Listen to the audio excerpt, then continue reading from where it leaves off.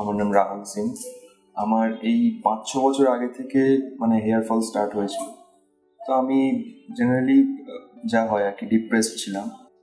তো ইন্টারনেটে সার্চ করে ইউটিউবে দেখে জানতে পারলাম নিউরুটস হেয়ার ট্রান্সপ্লান্ট ক্লিনিকের কথা। তো এখানে একদিন এসে আমি এখানে ডক্টরের সাথে কনসাল্ট করলাম। উনি বললেন হেয়ার ট্রান্সপ্লান্ট করানোর কথা বললেন। তো একটা ডেটে এসে জেনারেলি একটু টাইম নিয়ে এসে হেয়ার ট্রান্সপ্লান্টটা হলো আমার। তো এমনি তাতে কোনো অসুবিধা হয়নি, একটু টাইম কনজিউমিং, কিন্তু এমনি কোনো অসুবিধা হয়নি। খুব ভালোভাবে হেয়ার ট্রান্সপ্লান্টটা হয়েছে। হয়ে তারপরের দিন তারপরের দিন বলতে তারপরের 1 সপ্তাহ মতো একটু অসুবিধা, একটু বেশ ভালো প্রিকশন নিয়ে থাকতে হয়েছে। সপ্তাহখানেক 1 সপ্তাহ 10 দিন বাদে থেকে হালকা একটু রিলিফ পাওয়া স্টার্ট হলো। মোটামুটি 1.5-2 মাস পরে দেখলাম একটু থিনিং হলো হেয়ারটা, কিন্তু তারপর আবার রিগ্রো হয়ে মোটামুটি বেশ ভালোই রেজাল্ট পাচ্ছি। ওভারঅল ফুললি স্যাটিসফাইড আমার হেয়ার ট্রান্সপ্লান্টের রেজাল্ট নিয়ে। এখন 2 বছর হতে চললো আমার হেয়ার ট্রান্সপ্লান্টেশনে। তো সেই হিসেবে খুবই ভালো আছে এখন, সেরকম হেয়ার ফল নেই।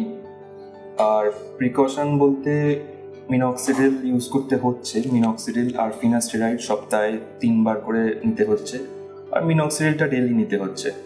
তো এখানকার এমনি ডক্টর বলেছেন যে মিনক্সিডিলটা কন্টিনিউ করে যেতে। তো সেই হিসেবে তো ভালোই রেজাল্টটা পাচ্ছি, আর আশা করছি ইন ফিউচারেও ভালো থাকবে। আমি বলতে হলে প্রত্যেকটা ছেলের মাই চায়, ছেলে মেয়ের মা, যে ছেলেমেয়েরা ভালো থাকুক। এবার ওকে যখন দেখলাম 6-7 বছর আগে হেয়ার ফল হচ্ছে, তখন ও ভীষণ ডিপ্রেস থাকতো। তো আমি ওনার পাপাকে বললাম যে কিছু তো একটা ব্যবস্থা করো। তখন ও নিজেই, ওর পাপা তো কিছু করেনি, ও নিজেই সার্চ করে দেখলো।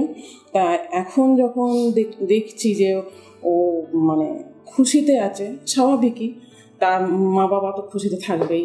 আমি এখন খুবই খুশি, খুবই হ্যাপি।